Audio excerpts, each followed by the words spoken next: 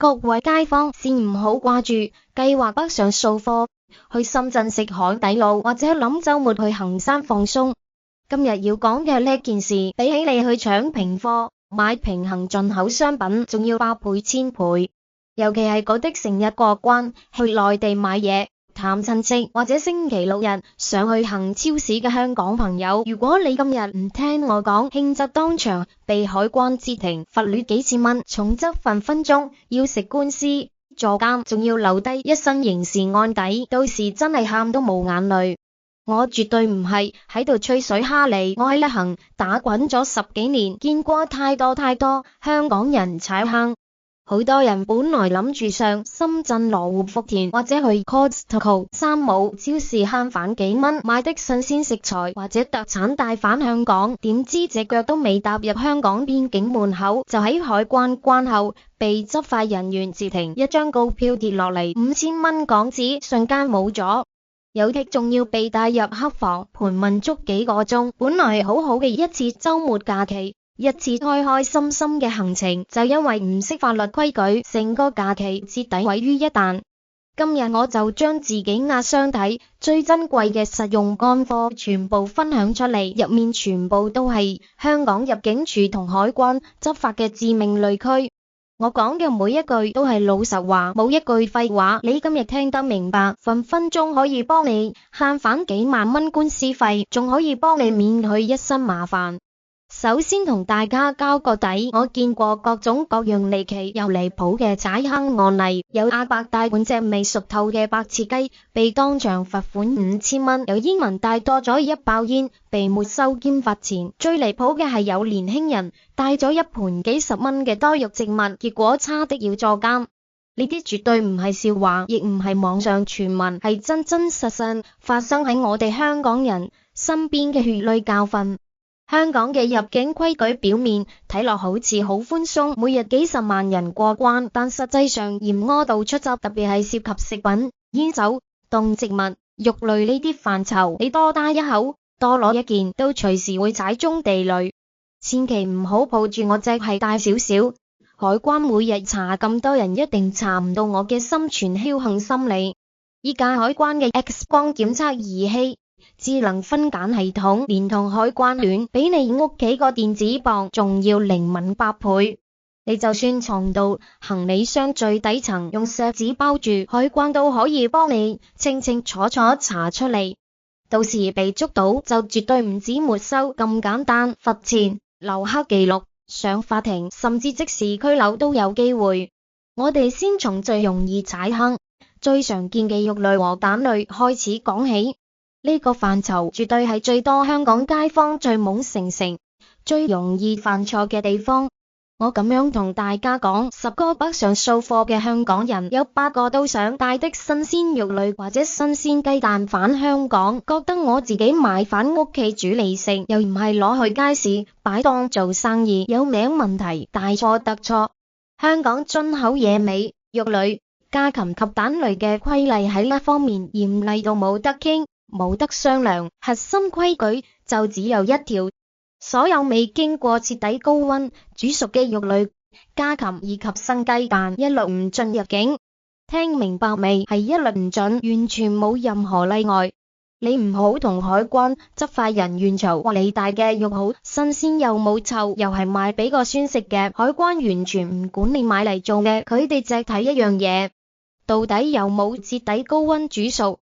具體來講，你喺深圳傳統街市或者各大超市買嘅生豬肉、生牛肉、生羊肉、活雞、活鴨、活鵝，哪怕係已經揀好洗乾淨嘅生家禽，全部都唔可以帶返香港。你只要咁帶，海關一照到，當場就沒收，然後直接開告票罰錢，起報價通常就係幾千蚊。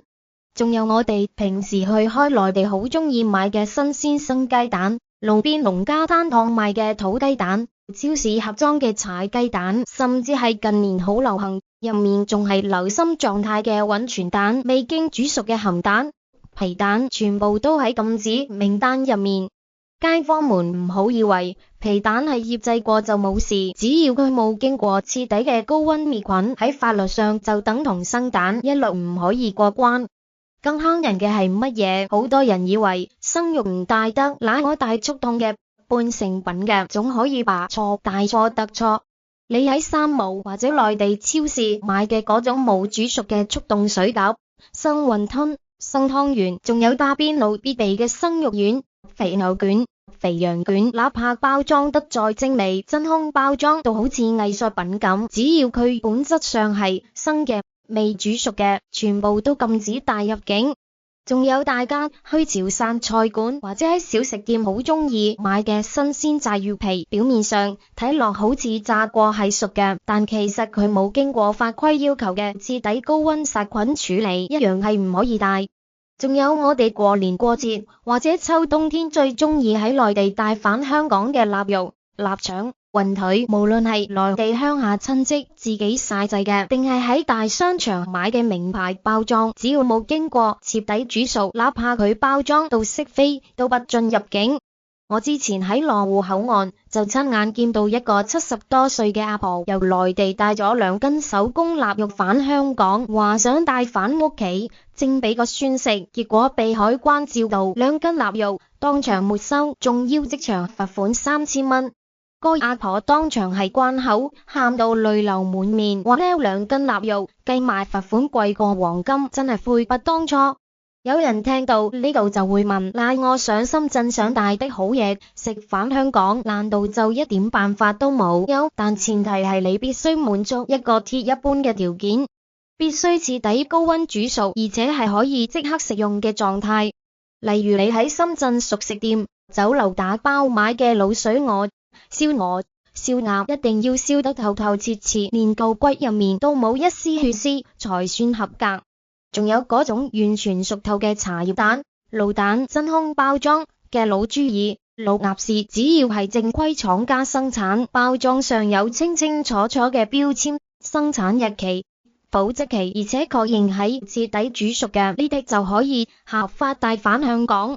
呢度有一個超級大重點，大家攞支筆記住佢，千祈唔好抱住觀望或者鑽漏洞嘅心態去買嗰種表面熟咗，入面仲帶血絲嘅嘢食。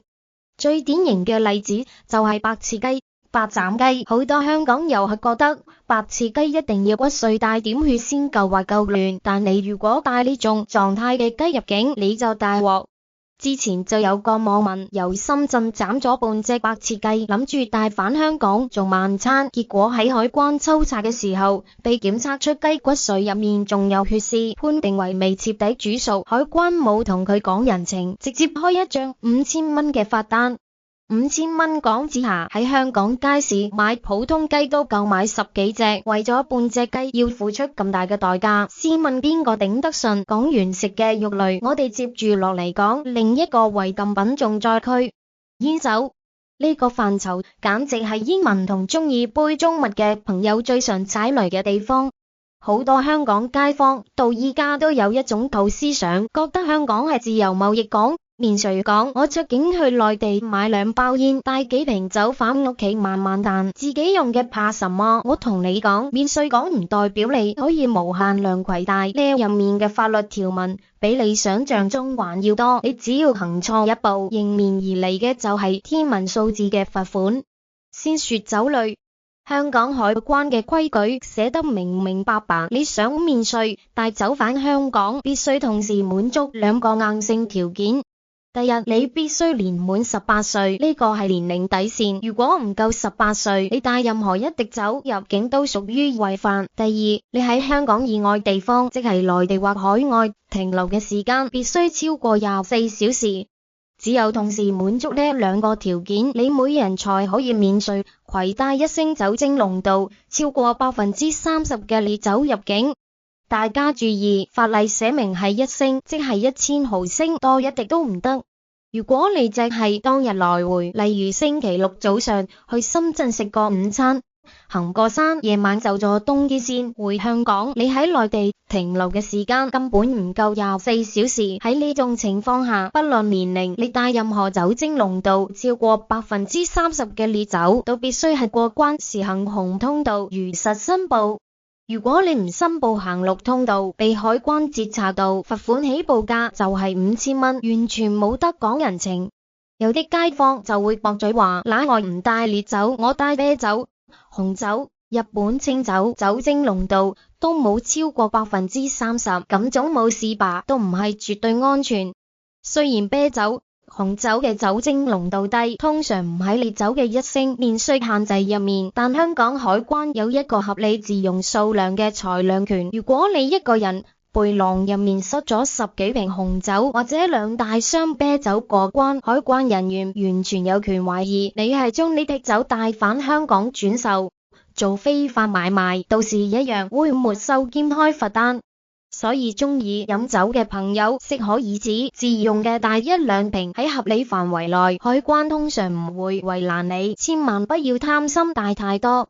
再來講講煙草，呢2年香港對煙草嘅管制政策簡直嚴苛到離譜，比酒類還要嚴格8倍。首先，同樣必須年滿18歲才可以攜帶煙草，如果唔夠18歲帶煙就係違法。其次，請大家牢牢記住呢個數字，每名年滿18歲嘅旅客即可以免稅帶19支香煙入境。冇錯，你絕對冇聽錯，係19支，你連一整包20支裝嘅香煙都帶唔到。你只要多帶1支，哪怕你身上只有一包未拆封有20支嘅香煙，只要你過關嘅時候冇行紅通道申報，被海關查到就屬於違法攜帶免稅煙，海關會採取補稅加罰款嘅機制，罰款通常係幾千蚊起跳，而且煙草當場沒收。我之前見過一個老煙民，覺得19支呢個規定太死板，深深帶多1支。大夠一包20支，海關邊有時間掃查？結果真係被海關逐支數查到多咗1支，當場被帶去填罰單，罰咗2000幾蚊，真係因小失大。何必呢？更重要嘅係，全港市民一定要知嘅一點係，香港依家已經全面禁止電子煙、加熱煙以及任何另類吸煙產品入境。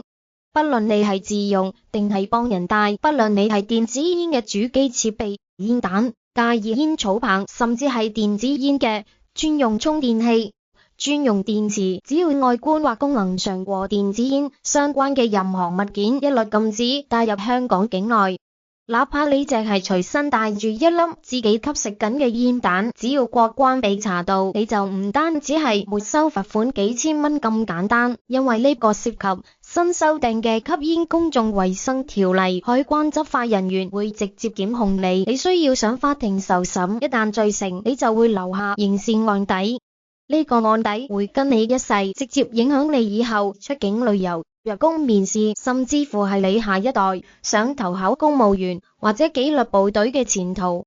千祈不要覺得我將電子煙塞喺褲袋或者藏喺化妝袋最入面，海關查唔到。依家香港海關查電子煙嘅力度、嚴格程度，直逼查違禁藥物，關口各處都有便衣同精密儀器，你根本藏唔住。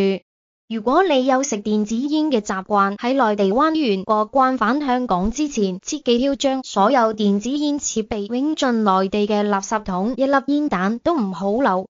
接住落嚟，我哋講一講動植物及相關製品呢個範疇。呢一部分往往最容易被普通街坊忽略，但往往處罰係最嚴重嘅，輕則巨額罰款，重則即時入獄。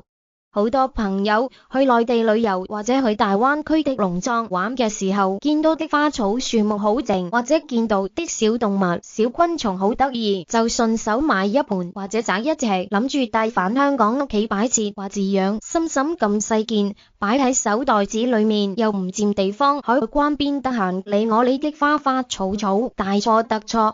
香港對於動植物入境嘅管制出發點係為了防止外來病蟲害大規模傳播同保護國際瀕危物種，所以法例嚴密到滴水不漏。你只要踩中紅線，後果真係不堪設想。先說植物，很多人去到內地嘅花卉市場，見到蘭花、仙人掌、豬籠草或者各種精緻嘅多肉植物，價錢比香港便宜一大截，就忍唔住買幾盆返屋企裝飾陽台。呢啲看似普通到不得了嘅盆栽植物，其實絕大部分都係被禁止入境嘅。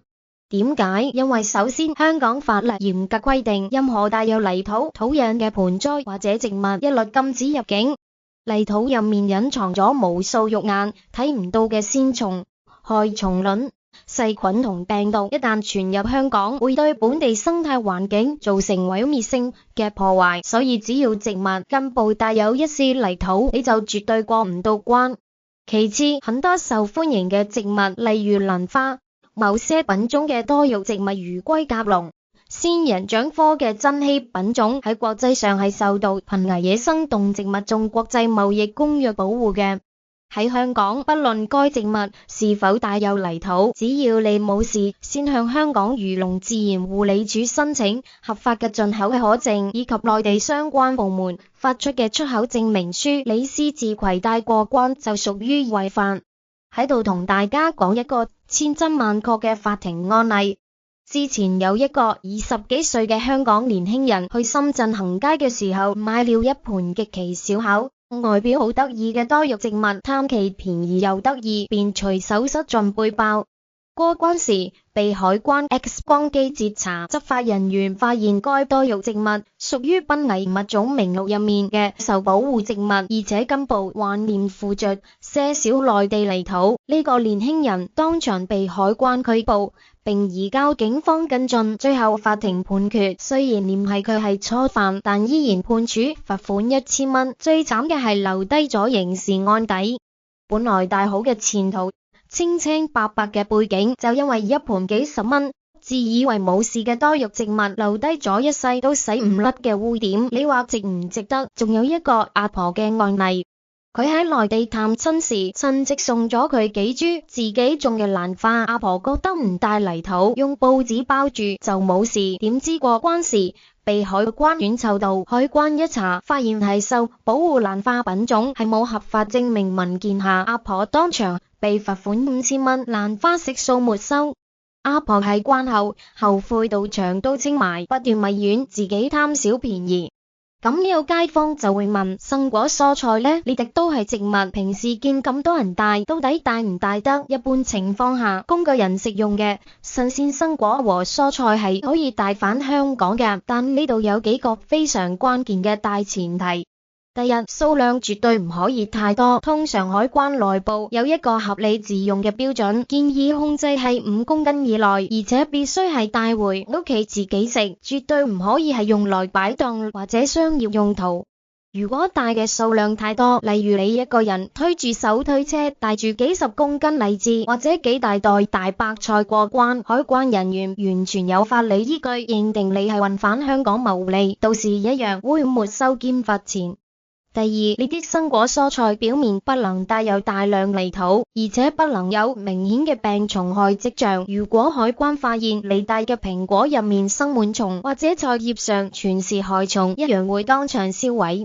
所以帶生果蔬菜返香港一定要適可而止，洗乾淨，量少自用。再講講活體動物，呢個更加係絕對唔可以觸碰嘅高壓電線。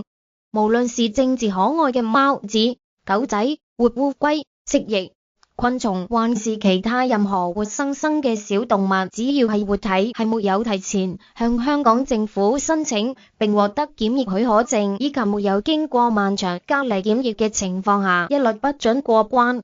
依家好多養寵物嘅年輕人或者一啲街坊有一種誤解，覺得呢隻貓子係我自己喺內地買嚟做寵物嘅，或者係我養咗好耐嘅，我當佢係屋企人咁帶喺身邊過關。難道海關咁冇人情味咩？同你講，香港嘅法律係防疫防瘋狗症方面係高於一切嘅，絕對冇人情味可言。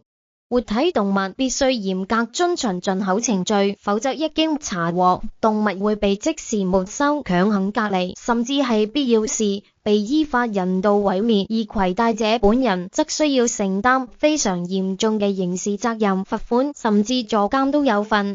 我之前喺關口見到一個女仔偷偷將一隻只有2個月大嘅名貴貓子塞喺大膠袋裏面，企圖過關。結果貓子喺過關時叫了一聲，當場被海關截獲，貓子即時被沒收送去隔離。女仔當場被控告開出3000蚊罰款單。女仔喺關口足足喊了幾日，既心痛貓子，又後悔自己嘅無知。除咗貓狗，仲有一類高危物品，好多街坊成日中招，就係名貴中藥材。例如大家去內地海味街好鍾意買魚翅、花旗參、蛇貨、野生人參、冬蟲夏草或者鹿茸等等。好多人覺得呢啲係好嘢，買返香港送禮體面或者留給自己補身體。但大家一定要清楚，依家大自然環境破壞嚴重，很多傳統名貴中藥材喺法律上都已經列入瀕危野生動植物中嘅保護範疇。最著名嘅例子就係花旗參，不論是野生還是種植嘅，以及魚翅、某些幹製海蛇等，係沒有原產地國家發出嘅合法瀕危物種出口證明書，以及香港漁護署發出嘅進口許可證之前，你私自將花旗參、魚翅帶過關，就已經觸犯咗香港法律第586章保護瀕危動植物物種條例。一旦被海關查到，執法人員係會將你直接檢控上法庭㗎，到時罰錢絕對係小事，最嚴重可以被判處監禁。所以喺內地購買任何名貴藥材或海味之前，務必先上網查清楚係咪屬於受管制嘅瀕危物種。如果冇合法商戶提供嘅全套官方證明文件，千萬不要帶回香港，免得為咗保身體，反而幫自己惹嚟一身官司。講完動植物，我哋接住落嚟講一個同每個人健康息息相關，但亦都極易踩坑嘅範疇：藥物與醫療用品。近年好多香港街坊覺得香港睇醫生貴，買藥手續麻煩，而內地嘅感冒藥、腸胃藥、消炎藥既便宜又見效快，所以每次北上探親或者玩樂都鍾意去內地藥房大批量買藥返香港囤積，覺得呢啲都係普通治病嘅藥，我自己食或者送俾親戚朋友防身有名問題。其實香港對於藥物進口嘅法律法規嚴格到超乎你想象，一唔留神你可能就帶咗香港法律定義下嘅毒品或者未經註冊西藥過關。首先我哋要分開普通嘅非處方藥和處方藥。普通嘅非處方藥即係我哋常見嘅一般感冒、清熱火粒、普通止痛藥、普通胃藥、止瀉藥等。如果你攜帶嘅數量非常少，明確屬於合理自用範圍，例如1盒或2盒，而且藥物帶有完整嘅原廠包裝、繁體或簡體字嘅說明書，喺呢種情況下，過關時海關一般會予以放行。但如果你攜帶嘅數量過大，例如你一個人背囊入面塞咗10幾盒，甚至幾十盒一模一樣嘅感冒藥，哪怕呢啲藥喺內地唔需要醫生處方，香港海關都有充分理由懷疑你係帶返香港進行非法銷售，喺沒有香港衛生署發出嘅藥商牌照或進口嘅可證下，大批量攜帶藥物過關屬於違法，藥物會被全數沒收，你亦會被罰款。